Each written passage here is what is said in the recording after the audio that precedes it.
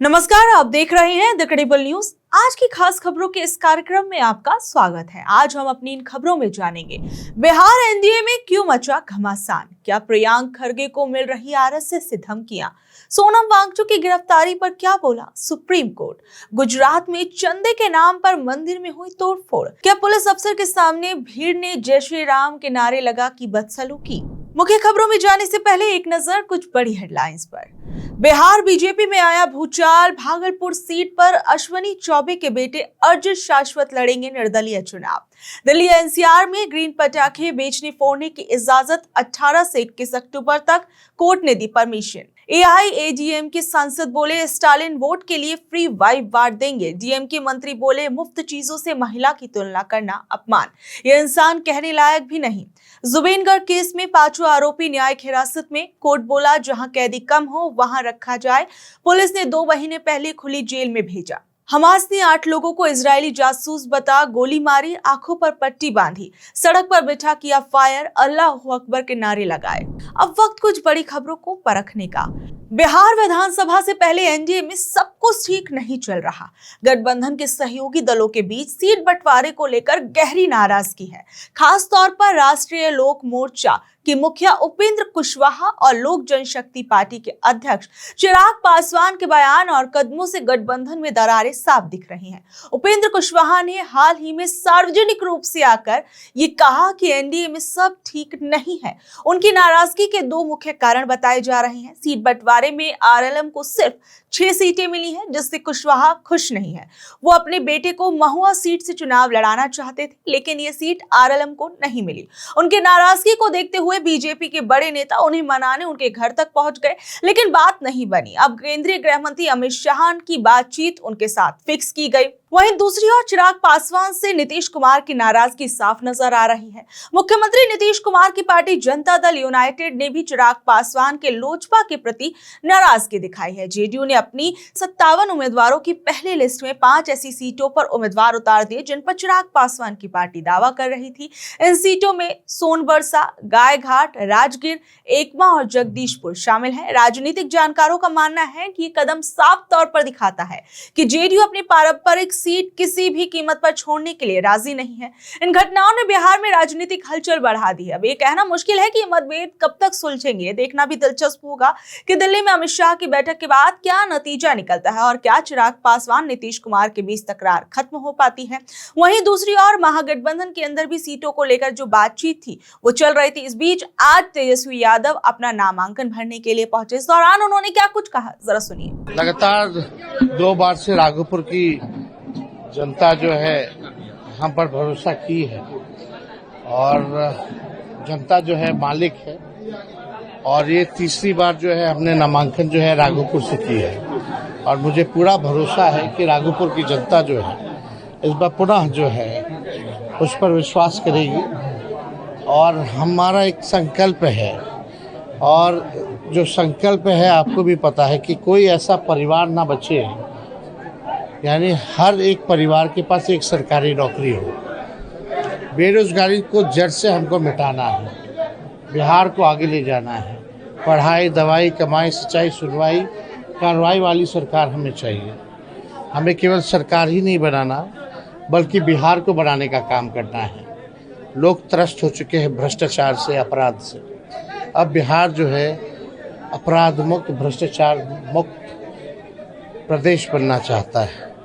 हम लोग नए सोच के हैं, हर जात, हर धर्म, हर वर्ग के लोगों को साथ लेकर के चलने का काम करेंगे। बहुत लोग हवा उड़ा रहे थे कि 2 जगह से चुनाव लड़ेंगे, 2 जगह से चुनाव लड़ेंगे। देखिए, तेजस्वी तो 243 सीट पर चुनाव लड़ रहा है, लेकिन अगर एक सीट की बात आती है तो हम पहले से ही राघोपुर लड़ते आए हैं और केवल राघोपुर ही से हम चुनाव लड़ेंगे। बाकी हमारा महागठबंधन 243 पर लड़ रहा है, यानी तेजस्वी 243 सीटों पर चुनाव लड़ रहा है। अब लोग चाहते हैं जो पुरानी 20 साल पुरानी जो खटारा सरकार है, अब बदलाव चाहते हैं और बदलाव होकर के रहेगा। जहां एक तरफ बिहार में एनडीए की बात हो रही है, वहीं महागठबंधन के अंदर आरजेडी और कांग्रेस पार्टी के बीच सीटों के बंटवारों को लेकर भी कई खबरें सामने आ रही हैं। इस बीच में कांग्रेस के अध्यक्ष राजेश राम वो क्या कुछ कह रहे हैं, जरा सुनिए। देखिए, हम लोग टोटल कल भी बताया था, कुछ डॉकेट हमारे बचे हुए थे सभी 6 सीटों के लिए। उस पे जो उप समितियां थी, जो कुछ पार्ट रह गए थे, उसको हम लोगों ने आज क्लियर कर दिया।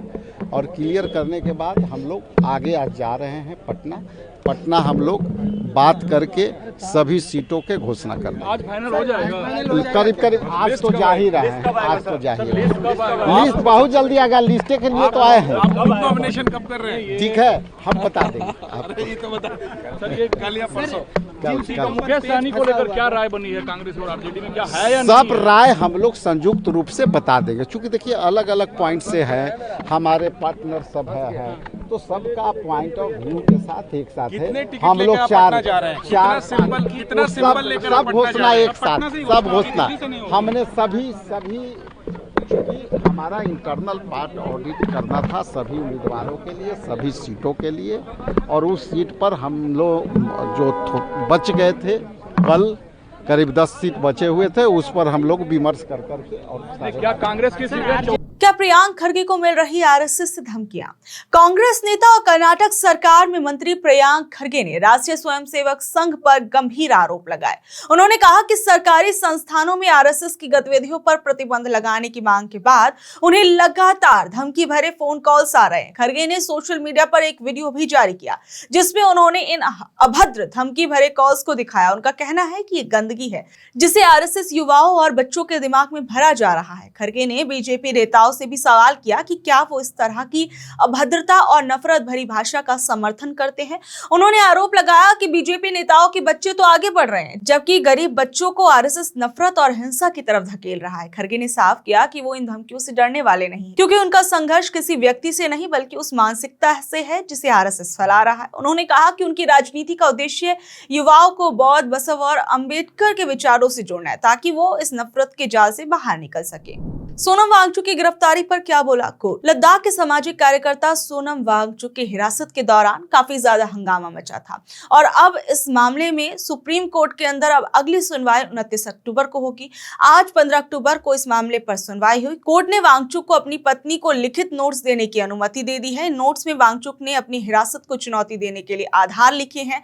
लद्दाख में हुई हिंसा के बाद सोनम वांगचुक को 26 सितंबर को हिरासत में लिया गया था। वांगचुक की पत्नी गीतांजलि आंगमो ने याचिका दाखिल कर एनएसए के तहत उनकी हिरासत को अवैध बताया था। 6 अक्टूबर को सुप्रीम कोर्ट ने केंद्र सरकार, लद्दाख प्रशासन और जोधपुर जेल अधीक्षक से जवाब दाखिल करने को कहा था। बुधवार को जस्टिस अरविंद कुमार और एनवी अंजारिया की बेंच ने मामला सुना। गीतांजलि की तरफ से पेश वरिष्ठ वकील कपिल सिब्बल ने कहा कि वांगचुक ने अपनी हिरासत को चुनौती देने के लिए कुछ नोट्स तैयार किए हैं, वो उनकी पत्नी या वकील को दिए जाए। केंद्र सरकार के लिए पेश सॉलिसिटर जनरल तुषार मेहता ने कहा कि उन्हें इसमें कोई आपत्ति नहीं है। सॉलिसिटर जनरल ने कहा कि वांगचुक को हिरासत के तुरंत बाद डिटेंशन ऑर्डर दे दिया गया था, लेकिन उनकी पत्नी को हिरासत का आधार उपलब्ध करवाने में हुई देरी को चुनौती का आधार न बनने दिया जाए। इस पर सिब्बल ने कहा कि उनका ऐसा कोई इरादा नहीं है, वो दूसरे कानूनी आधारों पर बहस करेंगे।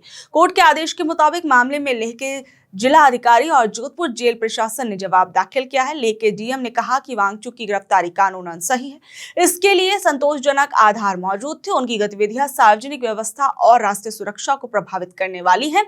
वहीं जोधपुर जेल प्रशासन ने कहा कि वांगचुक के साथ जेल में अलग तरह का व्यवहार नहीं किया जा रहा, उन्हें बाकी बंदियों से अलग एक कमरे में रखा गया, लेकिन उन्हें दूसरे बंदियों जैसे ही अधिकार दिए गए। उनकी मांग पर उन्हें नोट्स बनाने के लिए लैपटॉप भी उपलब्ध कराया गया है। मैग्सेसे पुरस्कार से सम्मानित पर्यावरण वैज्ञानिक सोनम वांगचुक लंबे समय से लद्दाख के आंदोलन का एक प्रमुख चेहरा रहे। यह आंदोलन लद्दाख को राज्य का दर्जा देने और संविधान की 6ठी अनुसूची के तहत विशेष दर्जा देने की मांग से जुड़ा है। आंदोलन ने पिछले दिन उग्र रूप ले लिया था। लद्दाख प्रशासन ने सोनम पर विदेशी शक्तियों के लिए काम करने का आरोप लगाया।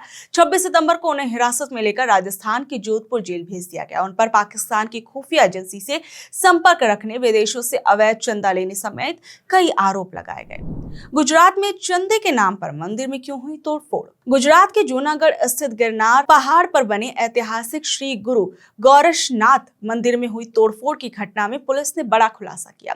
क्राइम ब्रांच ने इस मामले में 2 लोगों को गिरफ्तार किया। रमेश भट्ट, जिसकी उम्र 50 साल, और मंदिर में काम करने वाले किशोर कुकरेजा, 42 साल। जांच में सामने आया कि दोनों ने मिलकर मूर्ति तोड़ी और उसे जंगल में फेंक दिया। घटना के बाद जन समुदाय के लोगों में गुस्सा फैल गया और उन्होंने तत्काल दोषियों की गिरफ्तारी की मांग की। 5 अक्टूबर को मंदिर के पुजारी योगी सोमनाथ जी, जो कि 60 वर्ष के थे, उन्होंने देखा था कि मूर्ति टूट चुकी है और मंदिर में तोड़फोड़ हुई है। उस समय कुकरेजा ने उन्हें बताया कि 4 अज्ञात लोगों ने ये काम किया। पुजारी ने इस पर विश्वास कर भावनगर पुलिस स्टेशन में शिकायत दर्ज कराई।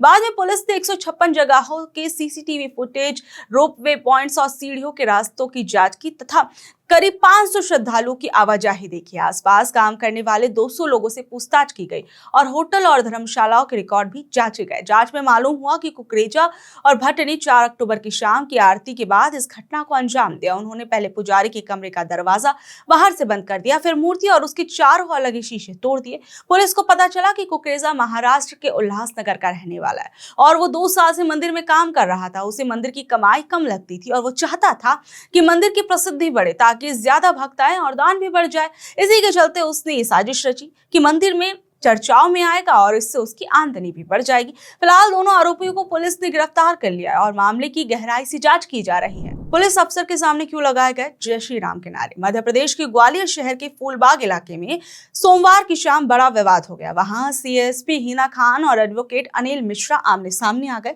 दोनों ने एक दूसरे के सामने जय श्री राम के नारे लगाए। दरअसल शहर में धारा 163 लागू होने के कारण प्रशासन ने किसी भी धार्मिक या सार्वजनिक आयोजन पर रोक लगा दी थी। इसी के चलते पुलिस अधिकारी हिना खान ने अनिल मिश्रा को सुंदरकांड का पाठ करने से रोका। अनिल मिश्रा, जो बार एसोसिएशन के पूर्व अध्यक्ष, अपने समर्थकों के साथ फूलबाग पहुंचे थे। जब हिना खान ने उन्हें रोका तो वो नाराज हो गए और कहा कि आप सनातन धर्म के खिलाफ है। इसके बाद उन्होंने जय श्री राम के नारे लगाने शुरू कर दिए। हैरानी की बात है कि हिना खान ने भी उनकी ओर देखते हुए 4 बार जय श्री राम के नारे लगाए और कहा कि और क्या। इसके बाद माहौल काफी ज्यादा गर्मा गया और इस दौरान कैसा कुछ माहौल था वो भी आप देखिए। आपने 2 बार ये टैग वाला लौटाया, ये बिल्कुल सनातन का विरोध है। सनातन का विरोध है।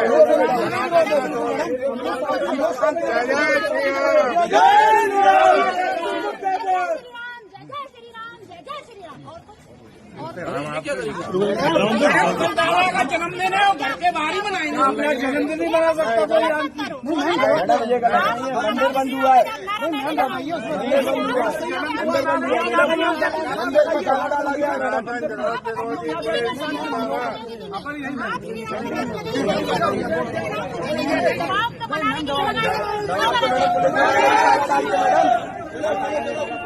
ये बात तेजी से शहर में फैल गया क्योंकि पहले से ही ग्वालियर में बाबा साहेब डॉक्टर भीमराव अंबेडकर की प्रतिमा को लेकर तनाव चल रहा था। इसी को देखते हुए प्रशासन ने धारा 163 के तहत निषेधाज्ञा लागू की थी और करीब 4000 पुलिसकर्मी तैनात किए गए थे। हाल ही में अनिल मिश्रा का एक विवादित वीडियो सोशल मीडिया पर वायरल हुआ था, जिसमें उन पर बाबा साहेब का अपमान करने का आरोप लगा। इस वीडियो के कारण ग्वालियर और महाराष्ट्र में उनके खिलाफ FIR भी दर्ज की गई थी। हालांकि भीम आर्मी, आजाद समाज पार्टी और OBC महासभा जैसे संगठनों ने प्रशासन से बातचीत के बाद 15 अक्टूबर का अपना विरोध प्रदर्शन वापस ले लिया, लेकिन शहर में तनाव अभी भी बना हुआ है। ग्वालियर प्रशासन हाई अलर्ट पर है। कलेक्टर रुचिका चौहान और IG अरविंद सक्सेना ने बताया कि अब तक 260 से ज्यादा भड़काऊ सोशल मीडिया पोस्ट हटाई जा चुकी हैं और 700 अतिरिक्त पुलिसकर्मी संवेदनशील इलाकों में तैनात हैं। तो बहरहाल ये थी आज की खबर। आप लोगों को ये जानकारी कैसी लगी नीचे दिए कमेंट बॉक्स में जरूर बताइएगा और ऐसी ही जानकारी से जुड़े रहने के लिए देखते रहिए द क्रेडिबल न्यूज। मैं हूं शालिनी। धन्यवाद।